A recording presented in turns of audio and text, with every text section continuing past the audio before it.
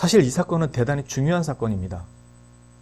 특히 베드로에게 있어서는 이건 가히 충격적인 사건이었기 때문에 베드로는 그 뒤에서도 계속 이 사건을 언급하고 베드로의 이 언급은 그 이후에 복음 전도의 중요한 전환점을 맞게 됩니다. 먼저 이 사건이 시작하기 전에 독특한 한 문장이 들어가게 됩니다. 그래서 9장 43절에 베드로가 욥바에 여러 날 있어 시몬이라 하는 무두장이의 집에서 머무니라 이렇게 되어 있습니다. 무두장이는 가죽 세공사입니다. 일종의. 그래서 짐승의 가죽을 부드럽게 하고 여러 가지 가죽에 관련된 일을 하는 거죠. 그러니까 이것은 이스라엘인들에게서 봤을 때는 부정한 정결치 못한 일을 하는 사람들입니다. 지금 베드로가 거기에 지금 유숙하고 있는 거예요. 그러니까 율법을 따랐다면 베드로는 그 집에 머물 수가 없었겠죠. 즉 베드로의 율법에 대한 생각과 그것들이 바뀌기 시작했다는 것입니다. 그런데 이게 완전히 바뀌어 있는 게 아니에요. 뒤에 나오는 고넬료, 이방인에 대한 거부가 여전히 베드로에게 있다는 것입니다. 여기 보면 재밌는 표현들이 나와요. 가이사랴에 고넬료라 하는 사람이 있으니 이달리아 부대라 하는 군대의 백부장이라. 그가 경건하여 온 집안과 더불어 하나님을 경외하며 백성을 많이 구제하고 하나님께 항상 기도하더니. 이래서 마땅히 이스라엘 백성들이 해야 할 실제적인 그 경건의 모습을 이방인이 다 가지고 있어요.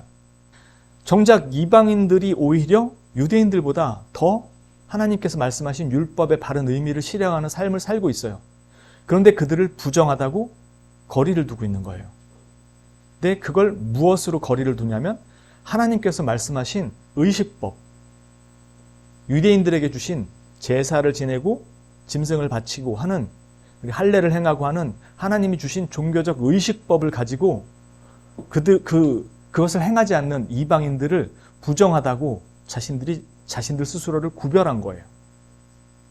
본인 자신은 무두장의 집에 거하면서도 이방인에게 경계를 치고 있던 그 자신이 이제 하나님께서 내 보자기에 쌓인 부정한 짐승들을 잡아먹으라는 말씀을 통해서 내가 깨끗하게 한 걸 왜 네가 속되다고 하느냐라는 것을 통해서 이방인에게 그가 가지고 있던 생각을 깨트리는 겁니다. 그런데 아직까지 이 환상을 보고 있는 와중에서 베드로는 그게 무엇인지 정확하게 인식을 못하고 있는 거예요. 그리고 나서 고넬료가 보낸 사람들이 온 다음에 성령님께서 가라고 하시니까 베드로가 따라갑니다. 그리고 비로소 고넬료의 집에 도착한 후에 고넬료가 하는 이야기를 들으면서 그때서야 하나님께서 자기에게 보여주신 환상이 무엇이었는지를 의미를 깨닫게 되는 거죠.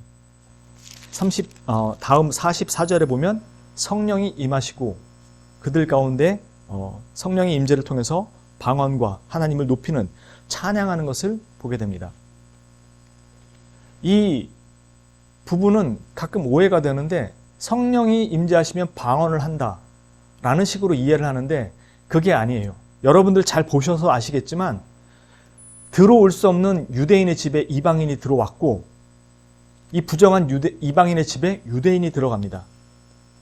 지금 장소만 바뀌었지 여기 있던 사람들이 그대로 여기에 가고 이 모두가 하나가 되는 장면이 나옵니다. 즉 이제는 이방인에게도 복음이 전파되고 주 예수 그리스도를 믿는 자들에게도 하나님이 동일하게 이방인에게도 모든 은혜를 베푸신다는 사실을 성령의 임재를 통해서 그들이 방언함과 찬양을 통해서 가시적으로 드러나게 하셔서 이제 이방인이 구원 역사에 제외되어 있지 않다라는 것을 가르쳐 주신 것입니다. 드러나게, 보이게 하신 것입니다. 에베소서 2장 11절부터 22절까지 말씀 제가 봉독하겠습니다. 그러므로 생각하라. 너희는 그때 육체로는 이방인이요 손으로 육체에 행한 할례를 받은 무리라 칭하는 자들로부터 할례를 받지 않은 무리라 칭함을 받는 자들이라. 그때 너희는 그리스도 밖에 있었고 이스라엘 나라 밖의 사람이라. 약속의 언약들에 대하여는 외인이요 세상에서 소망이 없고 하나님도 없는 자이더니 이제는 전에 멀리 있던 너희가 그리스도 예수 안에서 그리스도의 피로 가까워졌느니라. 그는 우리의 화평이신지라. 둘로 하나를 만드사 원수된 것 곧 중간에 막힌 담을 자기 육체로 허시고 법조문으로 된 계명의 율법을 폐하셨으니 이는 이 둘로 자기 안에서 한 세 사람을 지어 화평하게 하시고 또 십자가로 이 둘을 한 몸으로 하나님과 화목하게 하려 하심이라. 원수된 것을 십자가로 소멸하시고 또 오셔서 먼 데 있는 너희에게 평안을 전하시고 가까운 데 있는 자들에게 평안을 전하셨으니 이는 그로 말미암아 우리 둘이 한 성령 안에서 아버지께 나아감을 얻게 하려 하심이라. 그러므로 이제부터 너희는 외인도 아니요 나그네도 아니요 오직 성도들과 동일한 시민이요 하나님의 권속이라. 너희는 사도들과 선지자들이 터 위에 세우심을 입은 자라. 그리스도 예수께서 친히 모퉁이 돌이 되셨느니라. 그의 안에서 건물마다 서로 연결하여 주 안에서 성전이 되어가고 너희도 성령 안에서 하나님이 거하실 처소가 되기 위하여 그리스도 예수 안에서 함께 지어져 가느니라. 아멘. 이처럼 그리스도께서 이스라엘 유대인들이 자신들이 이방인들과 구별되어 있다고 생각했던 이것들을 하셨음을 보여줍니다. 우리도 우리 자신을 이 입장에서 돌아볼 수 있어야 됩니다. 혹여 우리가 그리스도인이며 예배하고 찬양하고 기도하는 것들이 세상을 부정한 것으로 여기고 그들과 우리를 갈라놓고 구분 지으려 하는 것으로 생각한다면 우리 역시도 베드로처럼 하나님께서 깨끗하다 하시며 정결하게 하시는 것에 대해서 속되다고 우리도 섣불리 판단할 수 있다는 것입니다. 물론 세상은 죄와 악으로 물들어 있고 우리는 특별히 하나님께 부름받아 주 예수 그리스도로 말미암아 의로움을 얻은 자들입니다. 그러나 하나님께서 우리와 저들을 구별했다라는 것이 완전히 저들과 우리를 떨어뜨려 놨다라는 것은 아닙니다. 하나님이 그를 깨끗하다고 하셨을 때에는 그 주권이 하나님께 있음을 말하는 것이지 어떤 기준과 자격과 요건을 우리가 정하고 그 선 안에서 그 사람이 통과했다라는 것을 우리가 판단하는 것이 아닙니다. 우리는 남을 판단하고 정죄하는 자들이 아니라 오직 그리스도의 은혜를 증거하는 자들입니다. 우리가 입을 열을 때는 그리스도의 은혜를 증거하는 자가 되어야 하지 남을 판단하거나 비방하거나 정죄하는 말이 되어서는 안 됩니다. 하나님의 은혜는 우리의 판단과 기준에 맞춰서 결정할 수 있는 것이 아닙니다. 이 정도까지 안에서는 그래 저건 하나님의 은혜라고 할 수 있어 라고 우리가 정할 수 있는 것이 아니라는 것입니다. 하나님은 십자가에 매달렸던 강도도 구원하셨고 많은 범죄자들도 하나님께서 용서하시고 구원하셨습니다. 그런데 그 중에 가장 심각한 자를 구원한 사람이 누구냐면 바로 나 자신입니다. 왜냐하면 우리는 강도짓을 한 게 아니고 예수 그리스도를 십자가에 우리 손으로 못 박았기 때문입니다. 하나님은 그런 우리를 용서하신 것입니다.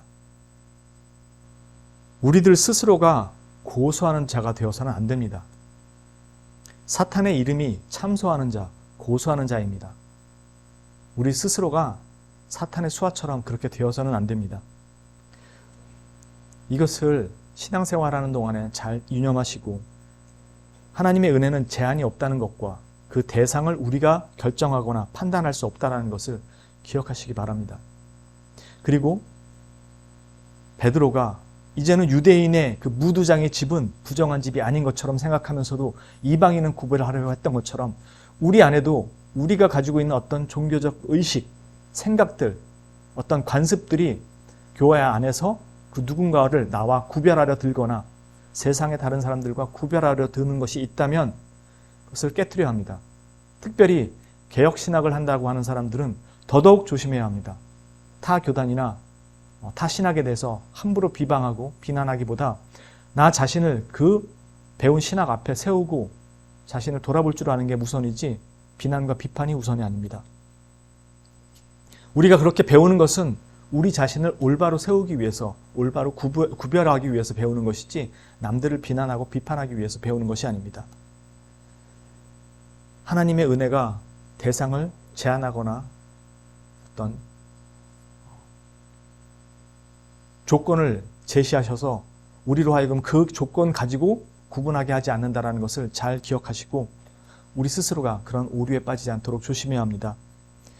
우리가 바라보는 하나님이 바로 자기 아들로 우리의 죄 그리고 그의 죄를 사하고 사망에서 구원하신 은혜의 하나님입니다. 그 하나님을 볼 수 있어야지 판단하고 정죄하고 기준 들이미는 하나님을 보시면 안 됩니다. 이 은혜를 잘 기억하시고 이 은혜로 믿음을 끝까지 잘 지켜가시는 성도님들이 되시기를 주님의 이름으로 축원합니다.